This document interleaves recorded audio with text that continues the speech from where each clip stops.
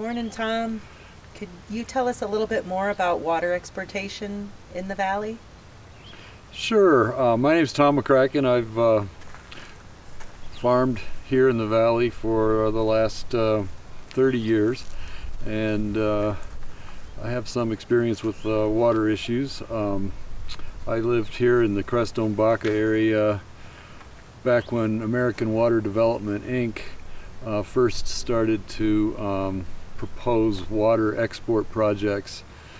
At that time, I believe they were thinking of sending the water south to Albuquerque, El Paso area, but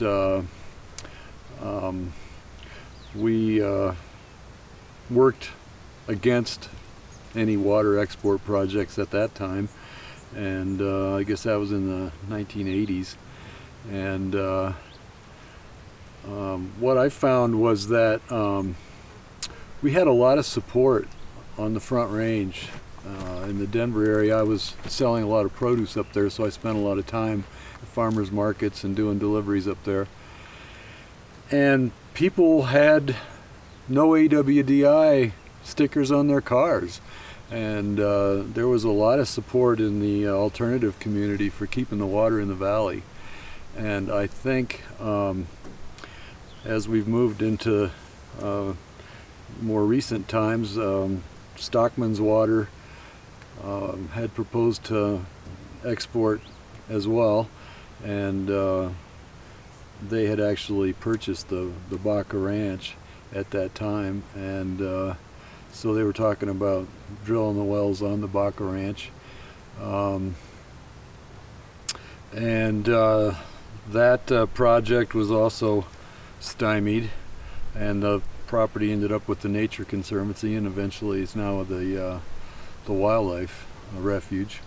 But the ranch that's actually adjacent to us here, Rancho Rosado, was also owned by the same fellow, and the project continued and morphed into Renewable Water Resources, and so they're now proposing to export 20,000 acre feet of water a year, and I believe they want to go north with it and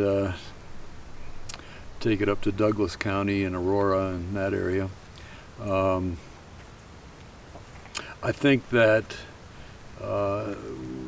working against that proposal, we can approach it different ways, but I think once again it's going to be very important to have the people on the Front Range educated to the ramifications of what it'll do to the San Luis Valley economy and to the local food supply. I mean, I think agriculture in general needs to change its paradigm to a more regional food supply system, and the COVID infections have exposed vulnerabilities in the supply chain, particularly with meat, and it's obvious that 4 companies running the United States food supply when it comes to meat is just not sustainable. And the more we can move to a regional food supply system, the more it'll benefit the economy here in the valley and help us keep our water here, because farmers have to be profitable in order to keep the water here. If the farmers aren't profitable, they're going to want to sell to maintain their family's savings, and they'll sell their water in a heartbeat if they don't feel that they can keep their farm or ranch.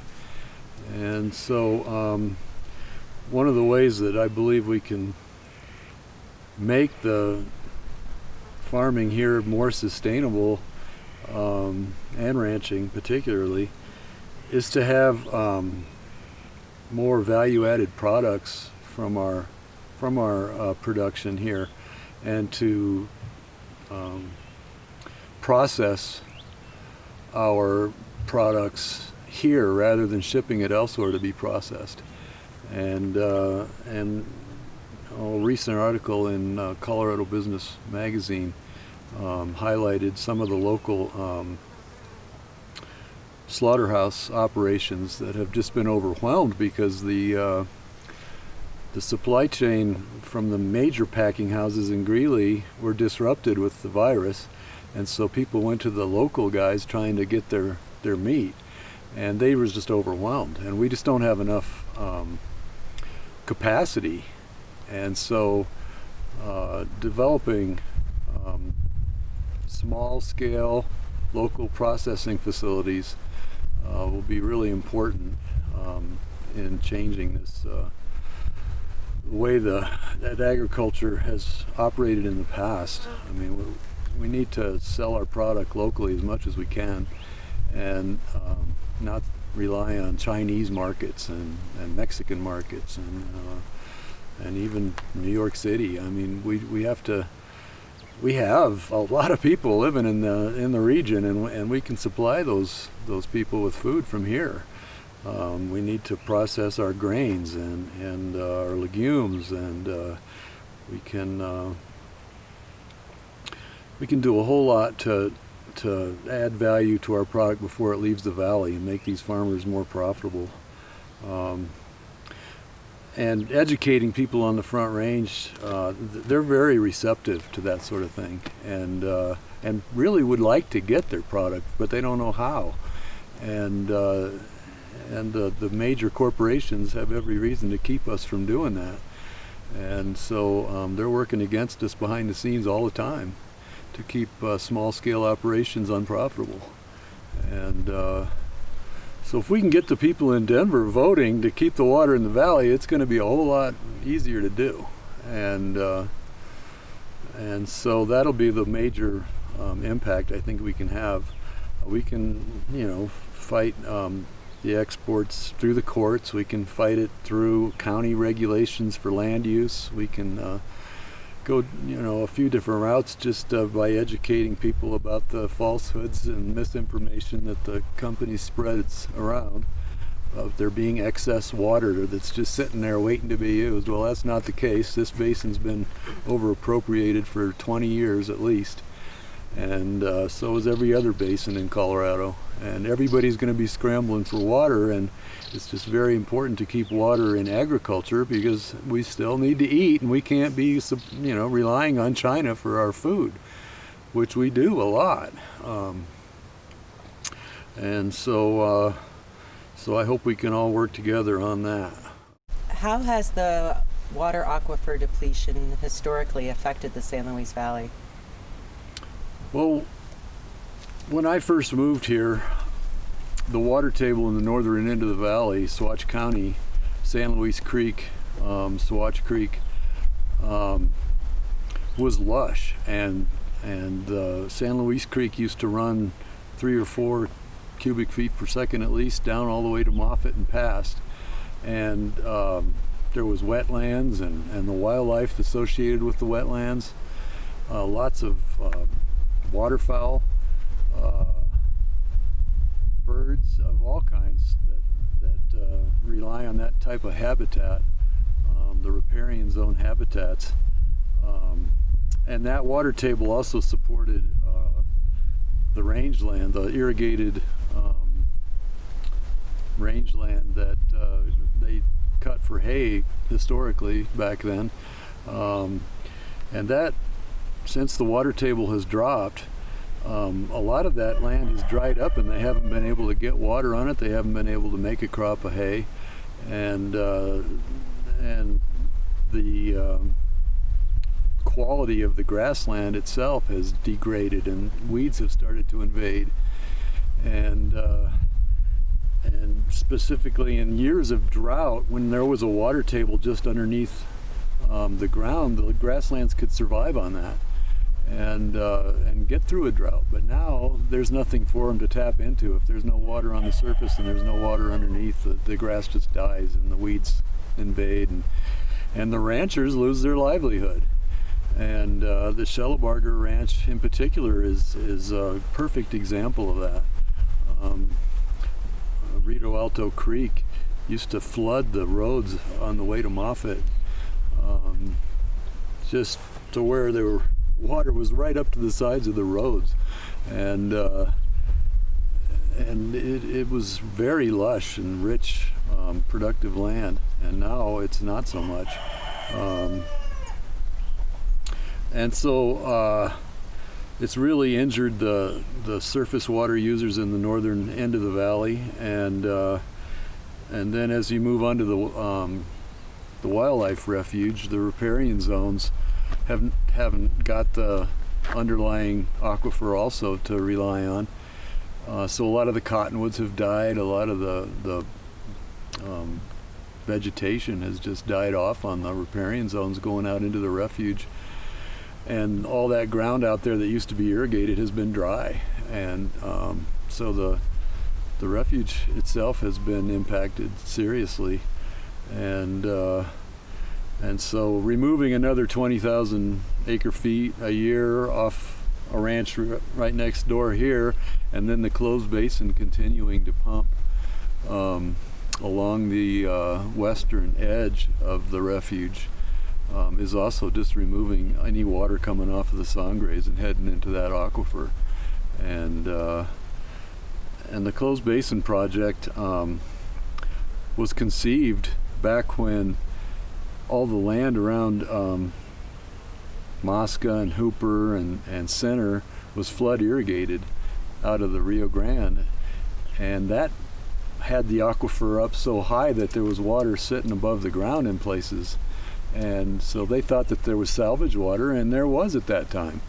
And so the project was conceived, but by the time they got it built, all the farmers had started using center pivot irrigation. And center pivot irrigation doesn't replenish the aquifer, it just depletes it. And that water wasn't being replaced.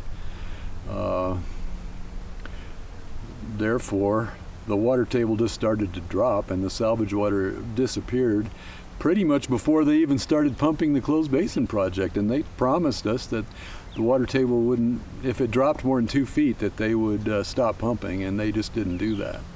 In fact, they went on ahead and filed for a water right.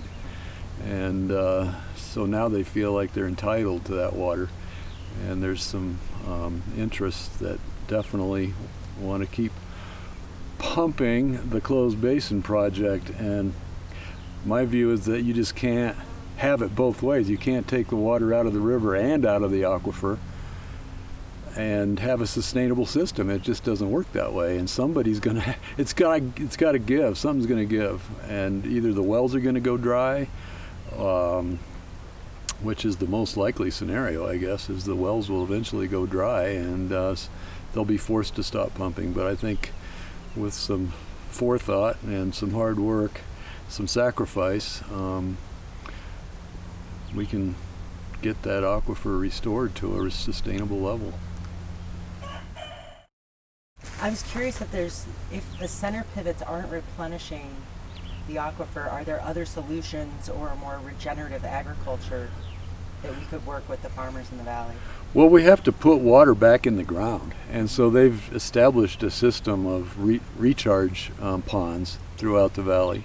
And so people that have surface water rights and augmentation plans run surface water into their recharge ponds and let it sink into the ground, and that will restore the aquifer. But as far as changing farming practices, yeah, we have to change our farming practices. We need to grow crops that, alternative crops they call them, that use less water. We need to start to sequester carbon in our soil through cover cropping practices and integrate that into the whole fallowing system that the Water Conservancy District is advocating. And I believe, in the long run, if we grow less potatoes, potentially the price of potatoes will go up, and the price of alfalfa will go up. But we need to start growing some more crops like quinoa and hemp, I guess, that use less water to begin with. And then if we start fallowing some land and incorporating organic matter into the soil during our fallow years, we can improve the soil's water holding capacity and reduce water usage that way as well.